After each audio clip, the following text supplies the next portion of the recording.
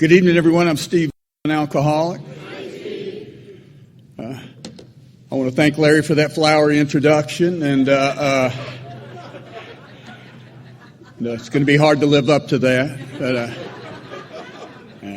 no, and look, Connie and I are so grateful and appreciate Larry coming and picking us up and communicating with us as we got ready to come here for the weekend. We are both so grateful for the invitation and to spend the time with you guys. I think this is the third or fourth time that we've been here, and it is so much fun to hang out with you guys for the weekend, and the spirit and the enthusiasm that we find here will really send us back charged up and excited. So thank you for that. And I here on Thursday night and been tasked with speaking about the chapter of Vision for You, which, as we so often read in our meetings on page 164, which is the last page of the up to page 164 in our big book. So this is sort of like one of those movies that you go to where they show the last scene first. And then they go back and build up to it. And that is really kind of what's going to happen this weekend, right? That I'm going to spend a few minutes here focusing on some of the things that strike me in that chapter. And then our step presenters and other speakers for the rest of the weekend will go back to the beginning and walk us up to that. Because what happens in the book, if I'm kind of going through this book chronologically, there's a presumption that I've read the other chapters before I get to a vision for you. And it's sort of like telling that guy, it's when this book that, when the book was sent out and it was just finding its way out and there weren't, a gathering like this was almost unthinkable. It does say in that chapter that they hoped that Alcoholics Anonymous would begin to spring up in these hamlets and that we would be able to find our fellows as we traveled about. I'm not sure that events like this and others that we are so fortunate to go to around the country that they were thinking that big.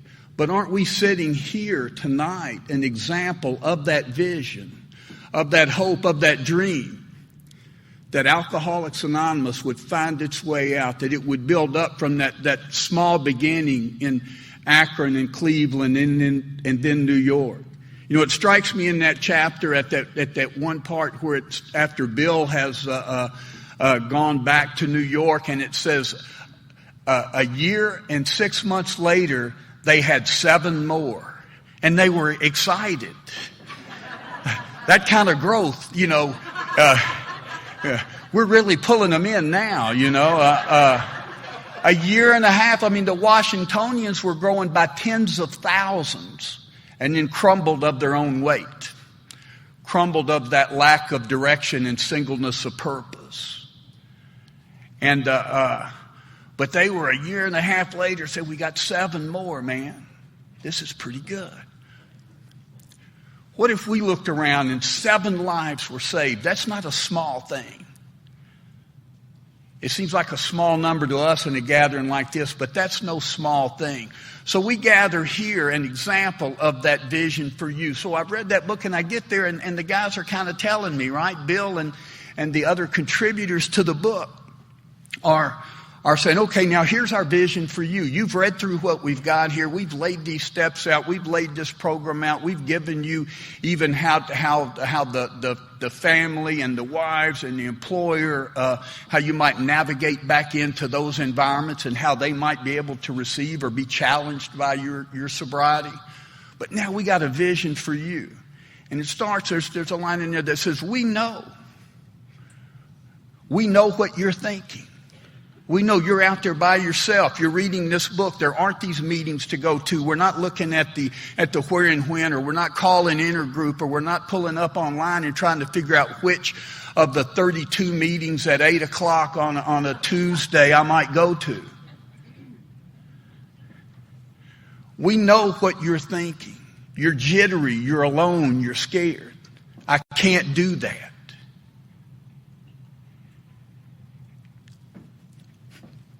And it says, we have done it. Our experience tells us you can. And then it begins to talk again about where we head in this program. So it's kind of interesting, at least to me. I have found that what interests me doesn't always interest the multitudes that have... But what interests me, among other things, is where we start in A Vision for You, because it begins to talk about, it's really, the first page and a half is a little bit of a summary of what my drinking was like, what happened to me, and what my life is like today. Right? If you're new, I almost hate to do this to you, but it says what most normal folks get from a few drinks. For most normal folks, drinking means conviviality. I didn't know it's just kind of a fun word to say. I didn't know what it meant for a long time. I thought I'd been arrested for solicitation of it, but it means, as it turns out, amongst other things, it means feasting and drinking. But it means conviviality, joyous intimacy with friends, colorful imagination, release from care, boredom, and worry, and a feeling that life is good. That's an attractive package. That's what that guy maybe that goes home and has 2 beers and gets in his recliner with a pint of ice cream watching Andy Griffith reruns, you know. What could be wrong with this? I probably nothing. That's not me. I hoped for some version of that when I drank. I wouldn't have used that language. I wasn't that specific, but I was hoping some version of that, some joyous intimacy with friends, some running with my buddies, some some hitting the street. That my imagination would be fired. You know, when we have that third, fourth, I don't know what drink it is for you, but there's a certain point in my drinking when I get some really good ideas. A feeling that life is good. Which, by the way, I've come to know it's a feeling. It's an illusion that life is good. It's temporary. It's not a real view of life. It's synthetic. You know, early in the book, when in the doctor's opinion, when he talks about these synthetic approaches, man-made, it's not a spiritual solution. It's man-made. And it's temporary, and it's an illusion. But that's attractive, and it says that, but not so for those of us, me, in the latter days of our drinking. That's not what I get. It says maybe momentarily. So I don't know what that moment is. Maybe it is that third or fourth or fifth drink or whatever number that is. There's a point in my drinking, usually, where momentarily I found release from care, boredom, and worry. Where momentarily I felt okay about life. But it was fleeting. You know, earlier in the book it talks about, when it's describing the real alcoholic, it says he is seldom mildly intoxicated. I take issue with that. I was often mildly intoxicated. Right before I was very intoxicated. You almost have to be mildly intoxicated before you can be really, you know, if you're going 0 to 60, you got to hit 30 somewhere along there. But I don't stay there. I don't hit 30 and go on cruise control. I'm blow right by mildly intoxicated. So maybe momentarily I get this relief, this much needed relief. But then comes oblivion. And awakening to face the hideous 4 horsemen of terror, bewilderment, frustration, and despair.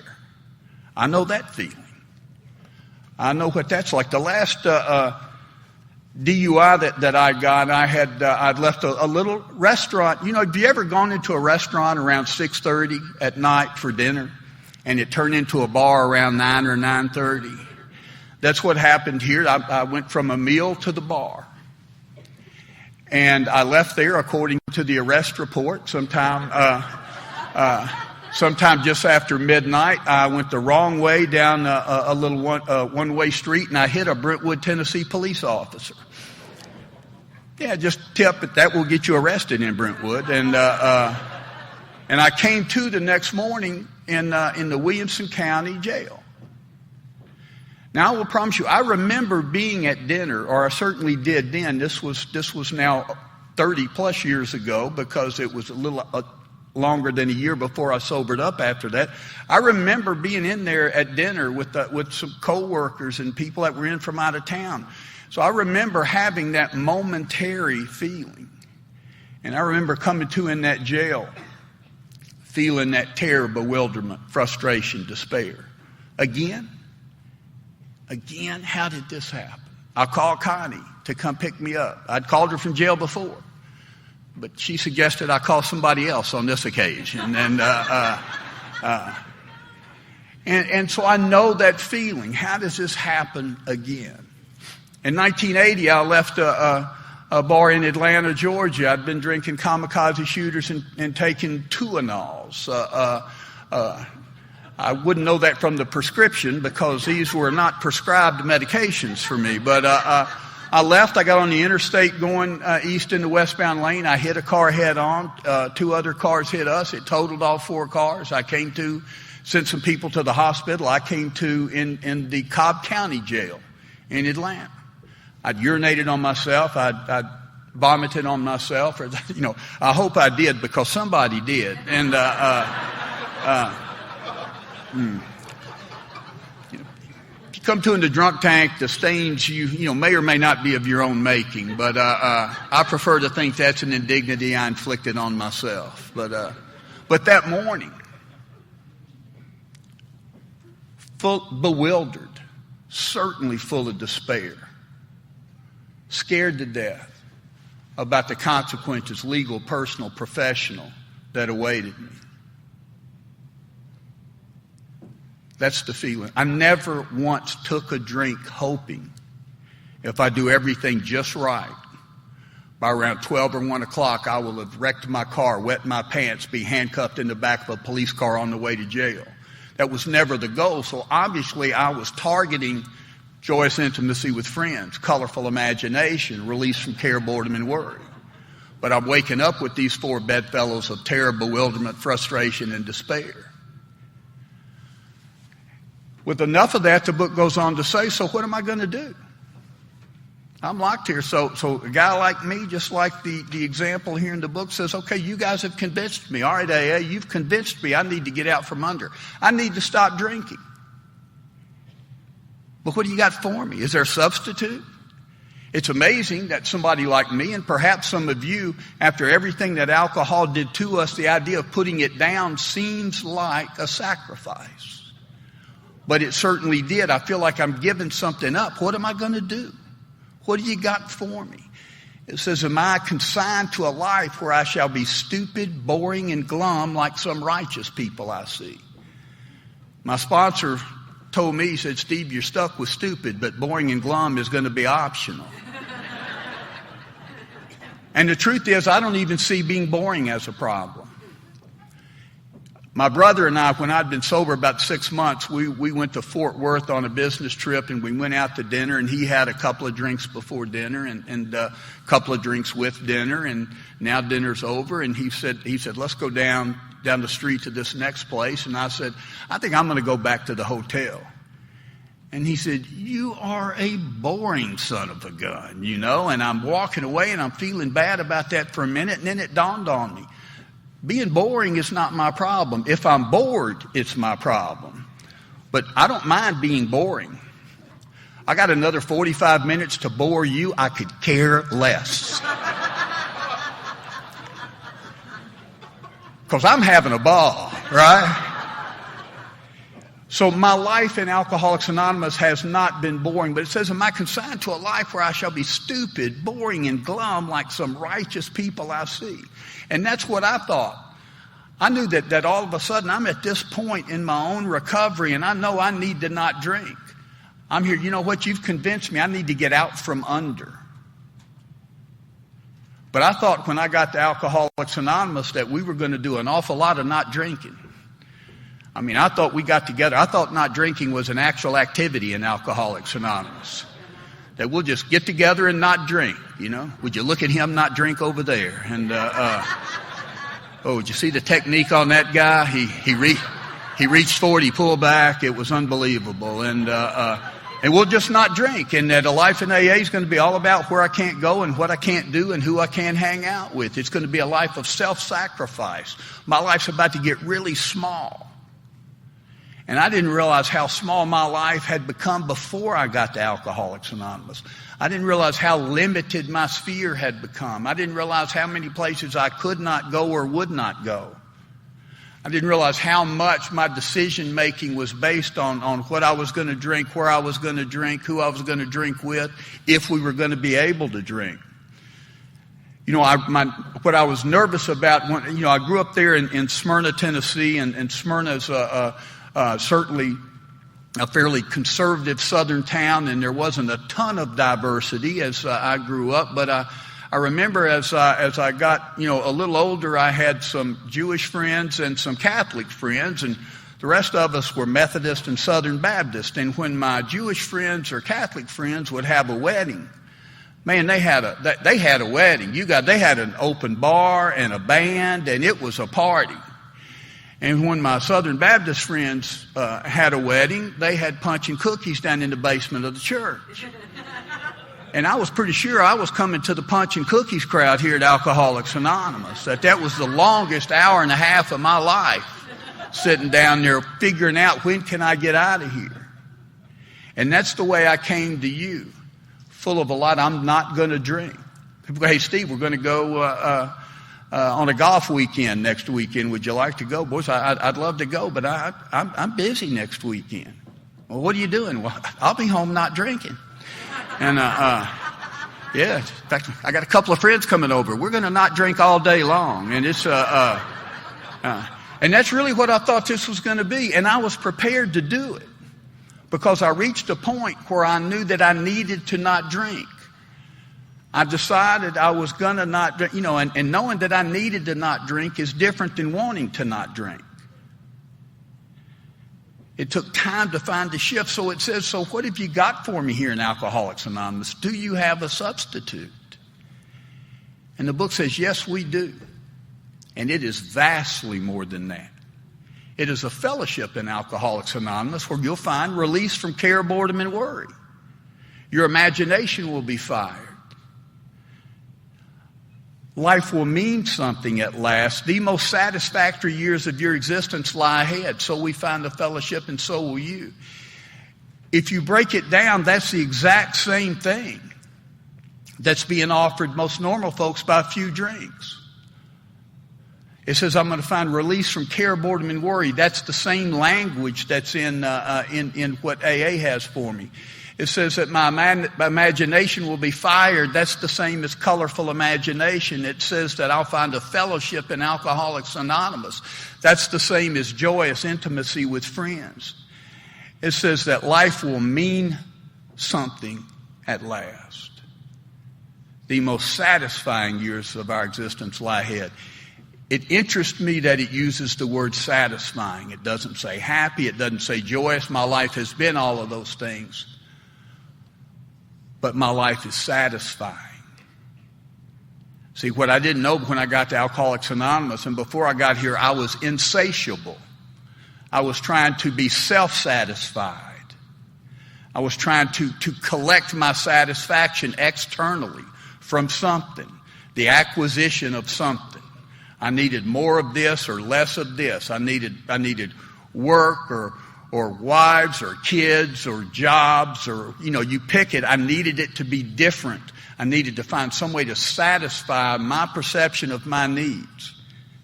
And it's impossible. And I get here, and when you redirect me towards other people, when you redirect me in a God-directed rather than self-directed life, this life becomes satisfying. When I went into a treatment center on the July the 1st of 1989, they gave me an assessment on the way in, and one of the things I usually talk about the drinking test, and I won't talk about that one today, but there was one question that said, what is your purpose in life? And there was a line about inch and a half long and I was immediately offended at the brevity of space for me to expound upon my purpose in life until I realized I had nothing to put into space. Nothing. I was purposeless. I was directionless. I was untethered to anything. I did not know. I was living a day at a time in the very worst sense of the word. I did not know where I was going. I was blowing in the wind. And Alcoholics Anonymous has grounded me to a set of spiritual values. You've connected me with a power greater than myself. You have freed me up to on some days be of use to other people. And it feels purposeful. And that is satisfying. That's what ultimately satiated this unquenchable spiritual thirst that I had.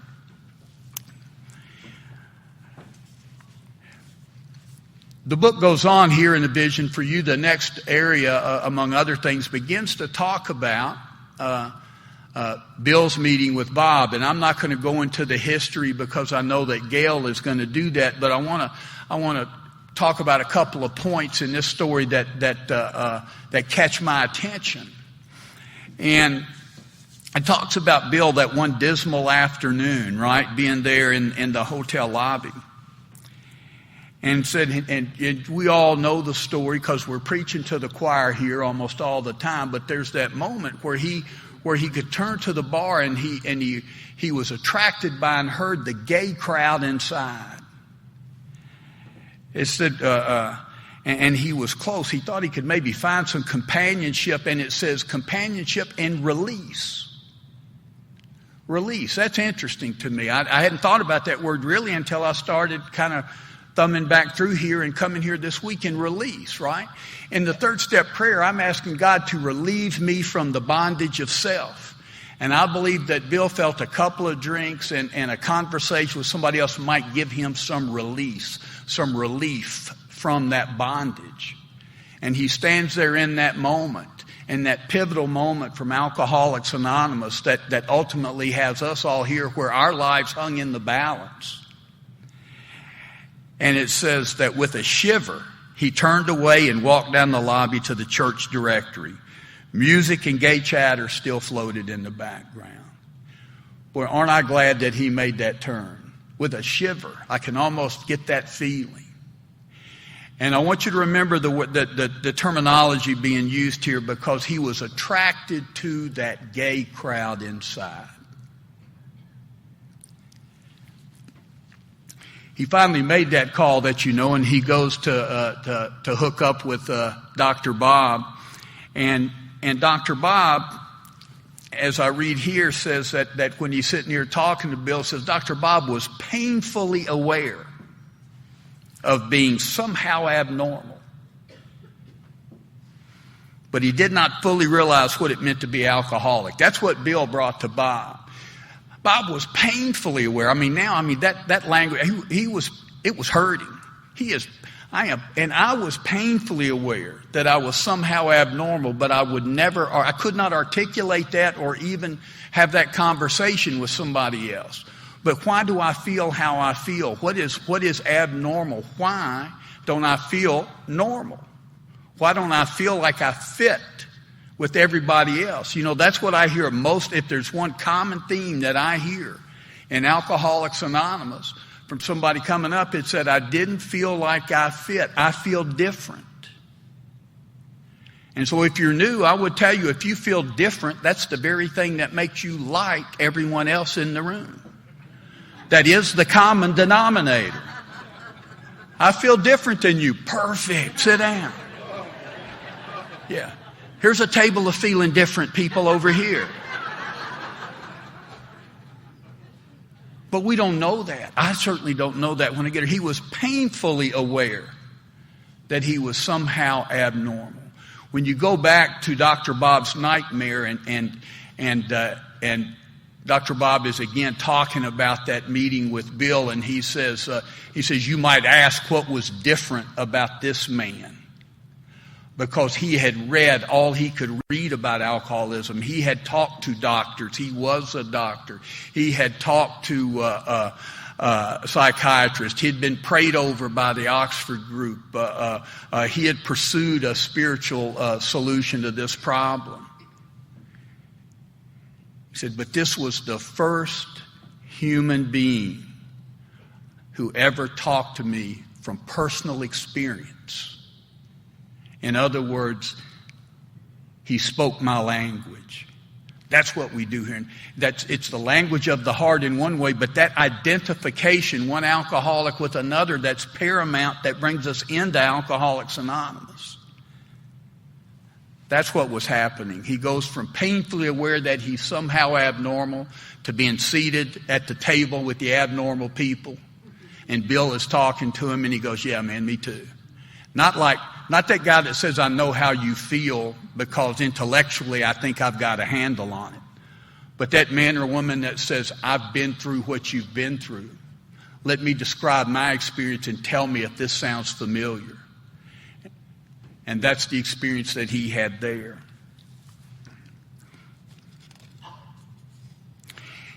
In that time that he was with Dr. Bob, and they were now enthusiastically having these conversations with each other, and Bill stayed there for 3 months, but fairly early in this relationship, they're talking, and Dr. Bob is kind of excited about this thing he and Bill got going, and Bill had brought to him those Oxford group tenets, and he said, but he was a little thrown off by the idea of going out and talking to people in that restitution and bringing to people's attention that he was alcoholic.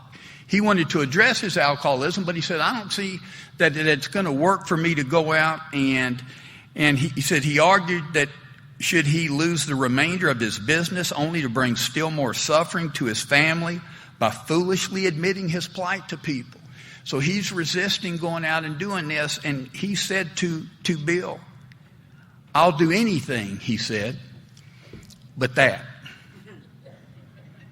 Man, in Alcoholics Anonymous and me and other people, how many times has a guy said, I'll do anything, but that. I mean, not that. You don't mean that. Yeah, I'm in. I'm all in. Y'all go to any length. I lived in Richmond, Virginia, and I was sponsoring a guy, and when I started sponsoring him, he lived in a big house. He had a wife and a young son. He had a Porsche. And after about a year and a half of my sponsorship, he had lost the house, the wife, the kid. He was living in the Porsche, and that's what some good guidance can do for you. And he had been in jail. And he had been just bouncing back and forth. And he called me the day he got out of jail. And he said, Steve, he said, man, I'm ready.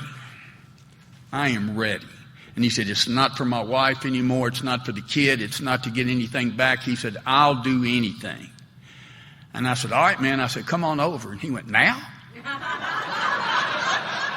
I swear. I hung up. But, now?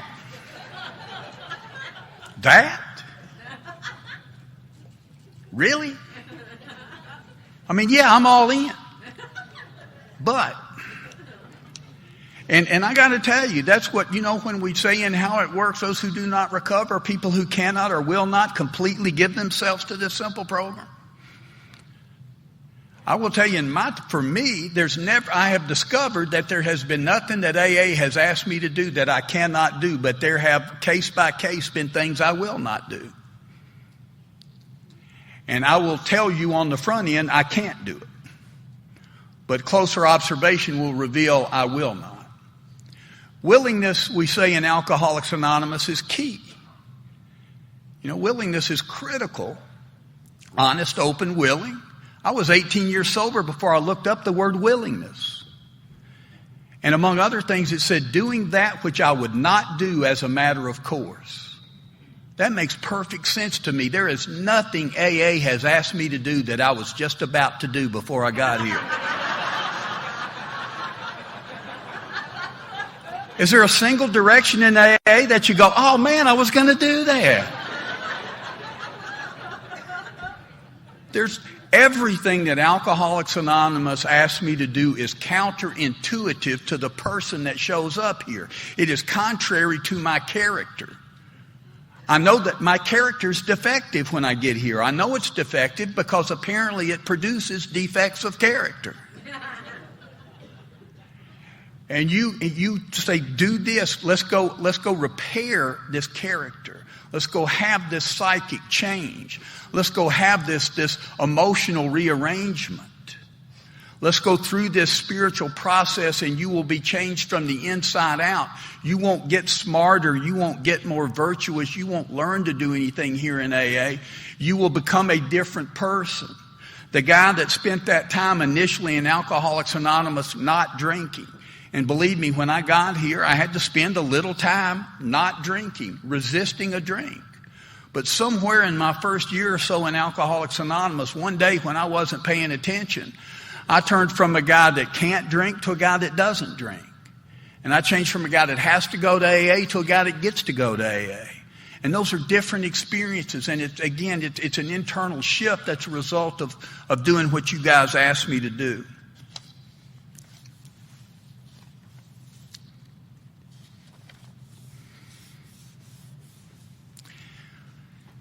After Bill and Bob got this thing going a little bit and Bill moved back to New York, they began to have, they were having their meetings. Often these were the house meetings, right? And it even talked about the couple that opened their home up to a whole assortment of people, to the families and anyone interested. And it talks about these gatherings. And it said one man and his wife placed their large home at the disposal of this strangely assorted crowd.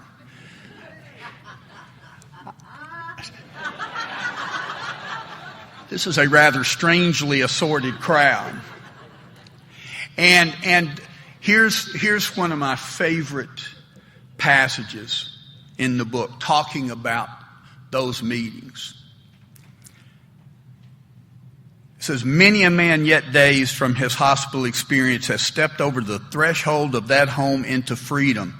Many an alcoholic who entered there came away with an answer. He succumbed to that gay crowd inside who laughed at their misfortune and understood his. Bill was at that seminal moment in Alcoholics Anonymous attracted to that gay crowd inside. Many of people, this guy has stepped over and I'm attracted in AA to the gay crowd inside who laughed at your misfortunes and understood mine. We laugh. We say that cheerfulness and laughter make for usefulness. We self-deprecatingly laugh at ourselves and we tell our stories and we begin to see the absurdity of how I was living and how I was acting and what I was doing. But we don't laugh at that new person who brings his trouble in, who has that thing and he or she can't quite figure out. We know it's not a big deal. We know that's absurd in the same way that a lot of what I put on the table was absurd. It says up here that aside from fellowship and sociability, the prime object was to provide a time and place where new people might bring their problems. Now, it doesn't say they let them talk about them incessantly for a long time. But you can bring them. And then we get to have those conversations. And whether it's over coffee or whether it's sitting around later, and we're telling each other, I'm telling you that problem and you haven't been through it, already know, but you don't laugh at me. What you do is tell me, yeah, man, I've been down there. Let me tell you. And we take some of the heat off. We make it lighter for people. We laugh at our misfortunes and we understood theirs. I think that's a key element for me in Alcoholics Anonymous.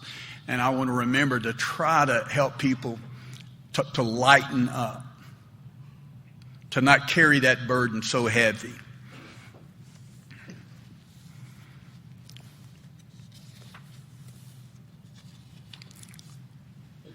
Again, it says here, we know that what you're thinking. You're saying to yourself, I'm jittery and alone, and I couldn't do that. Everything it's just talked about, I'm jittery, I'm alone, it sounds good, but I can't do that. That's why we reach out. We don't send people on solo missions in Alcoholics Anonymous.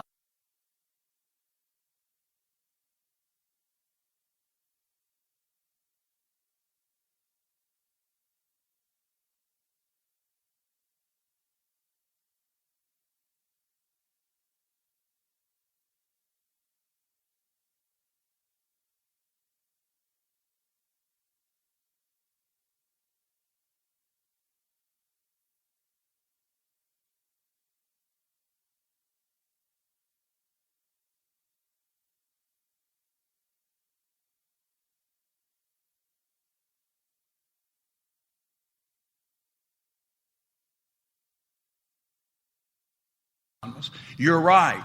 You can't do that. We can do that with God's help. We can do it. No, let's go. Let me come help you. Let's walk this way together.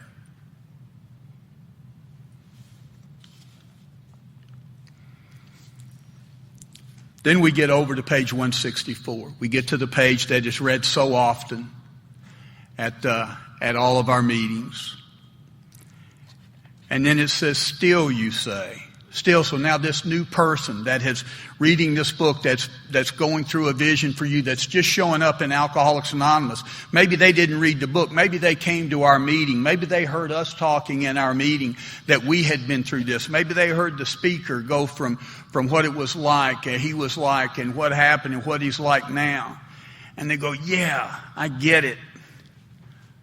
But maybe I won't have benefit of contact. Maybe I'm leaving here. Maybe I won't run into you people. The guy that got this book out, that was mailed out to him, that found its way to these remote areas. I'm reading this, but maybe I won't run into you guys. It says, well, God will determine that. So you must remember that your real reliance is always upon Him. From the very beginning, we're telling people in Alcoholics Anonymous, we hope you find us, and we hope we find you. We hope AA grows, and we hope we'll have this type of gathering. But even if we don't, remember, your real reliance is on God. And going through this process is about establishing a relationship with God, not about becoming dependent. We are interdependent with each other. Our book is meant to be suggestive only. We realize we know only a little. I want to talk about that a minute. First thing is, have you met the guy who realized he knows only a little? Yeah. He ain't in my home group. And he ain't me. We realize we know only a little. And it says our book is meant to be suggestive only, right? This book, we talk about suggestions. I hear people, I take issue with no one, because what we get to do in Alcoholics Anonymous when it's my turn at the podium or to talk in my home group or if we're even out at dinner, is to share a point of view. Not the answer, but a point of view. In fact, our book says, right, it says that each of us in our own language and from our own point of view talks about how he established a relationship with God. And a point of view is just what it looks like from here. So I tell you what it looked like and felt like to me going through this. This is my view of things. And my view of things is when the book Alcoholics Anonymous says these are suggestions, that they're suggestions.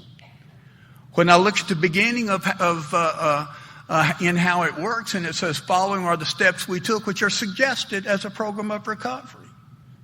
These are suggestions. Here's the caveat. It's the only suggestion we got. AA doesn't have a second set of suggestions. So if you're alcoholic and you found your way to AA, we're suggesting you do this. If you're not interested in this, we suggest you do something else. But don't call it AA. We don't, and I don't mean that in a smart alecky way. AA offers one thing. It tells me all through AA offers one thing. It's a power greater than myself which will solve my problem. And it doesn't say it's the only thing. It's just the only thing that AA does. You know, we're like a steak restaurant. Somebody comes and orders fish, we go, hey, we just got steak. No, but I'd really like some fish. I'm a fan of fish, and I can talk to you about the merits of a fish diet. Yeah, dude, we're all in, but we don't have any fish. Now, I know where there's a wonderful fish restaurant. I'll send you down to the seafood restaurant. That's okay. There's nothing to fight about in Alcoholics Anonymous. In my opinion, there's my point of view. We don't have to argue in AA because it's just there. We just kind of do what it says. Now, we sometimes have a different approach. We sometimes describe it differently because we spend a lot of time in AA describing experiences that are indescribable. A spiritual experience, I am limited by my vocabulary to articulate what that is. I can only use the words I have.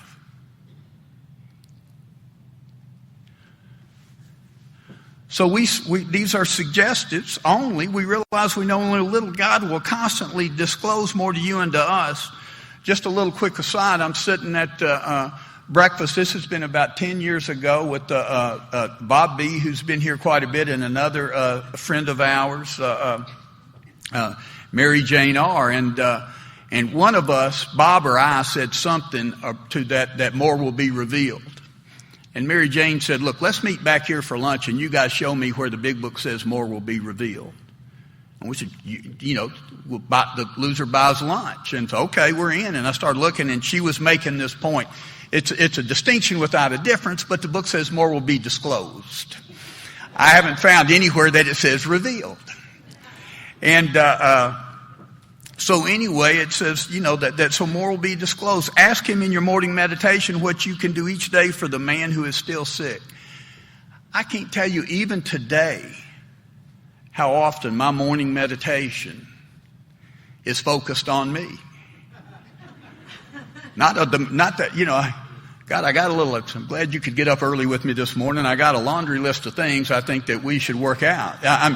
I'm not that, it's not that overt. I'm so capable of fooling myself, I don't realize what I'm doing.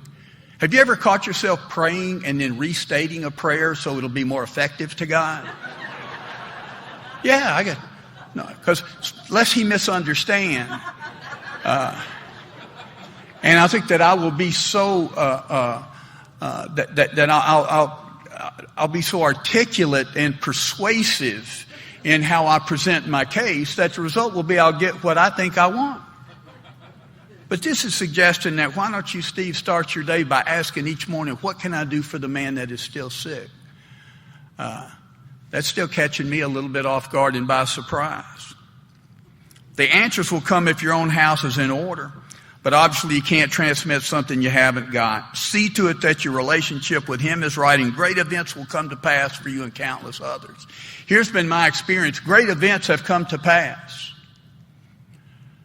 And a lot of them were the same events that were going on before I got sober and got a relationship with this power, but I just now recognize that they're great.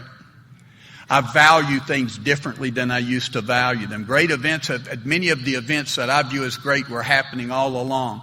Spiritual experiences were whipping by me on a daily basis, but I got my head down looking at my shoes, scuffing my feet across the blacktop. But you have opened my eyes to these great events. You have increased my capacity for love. Relationship, Connie and I, on the 31st of this month, will be married 36 years. Yeah.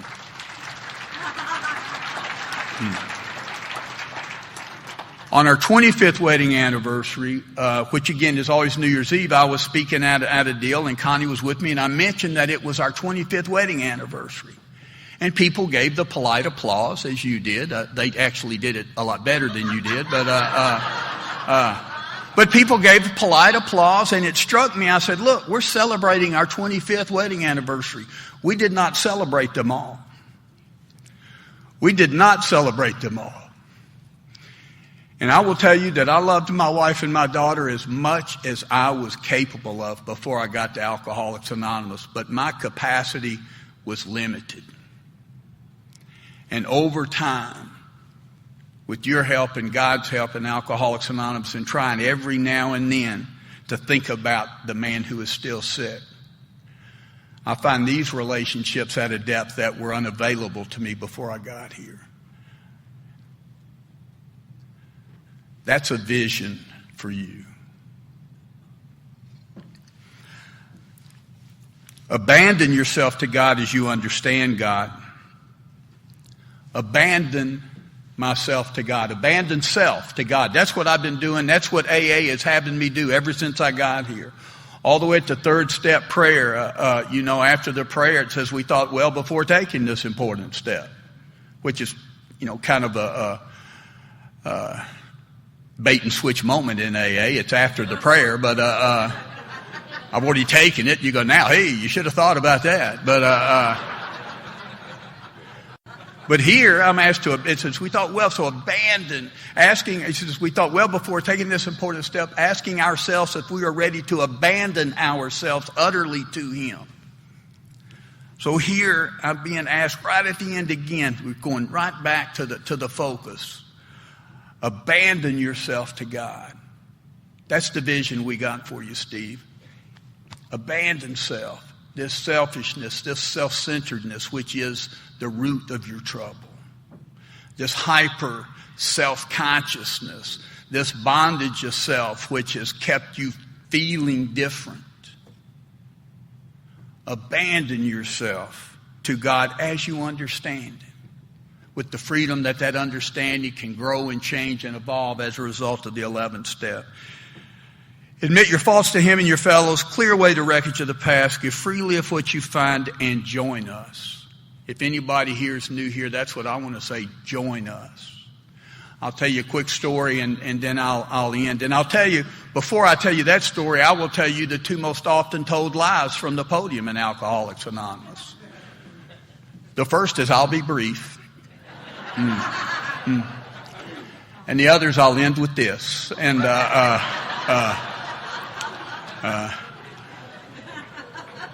so I'll be brief. And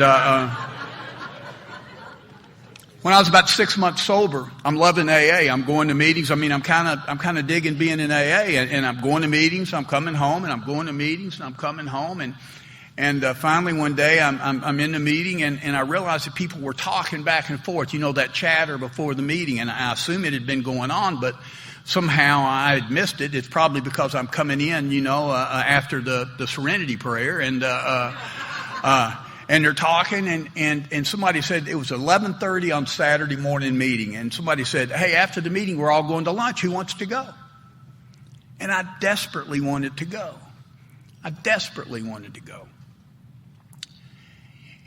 And so I got in the car after the meeting. I started over there, and about halfway there I turned off and went home. And the next week, same thing. And the next week, and I desperately wanted to go.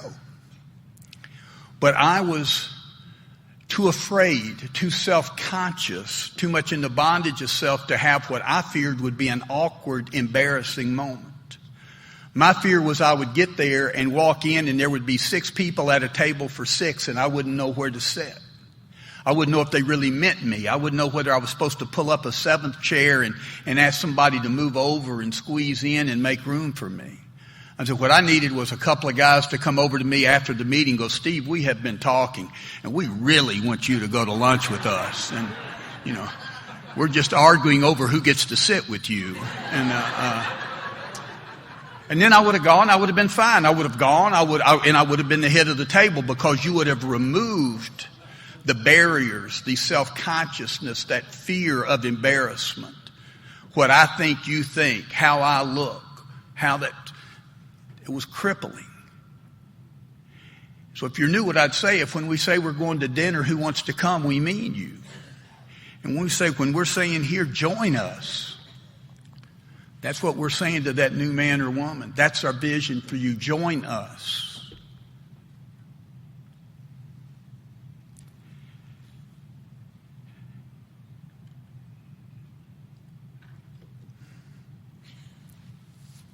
We cannot be sure if we'll cross paths. Those of us in this room are not sure if we'll cross paths again. So you must remember that your real reliance is always upon God, upon Him. He will show you how to create the fellowship you crave. So I'll end with this. He uses the word crave. The only other place that I know Bill uses the word crave is in my relationship with alcohol. That I take a drink and it creates this phenomenon of craving. That is the singular piece of the relationship with alcohol that is exclusive to the alcoholic. Our book says it sets us apart as a distinct entity. It's distinctive. And I will crave it. And I will tell you, since I've been here at Alcoholics Anonymous, this is the fellowship I crave. I never would have guessed it. I never would have known and found on my own this fellowship. This fellowship this weekend with you, the fellowship last night at my home group, the fellowship that I'll have over the course of the weekend sitting and talking with some friends or somebody I just met one-on-one. This is the fellowship I crave. And I thank you guys so much for letting me be here with you this weekend to share that.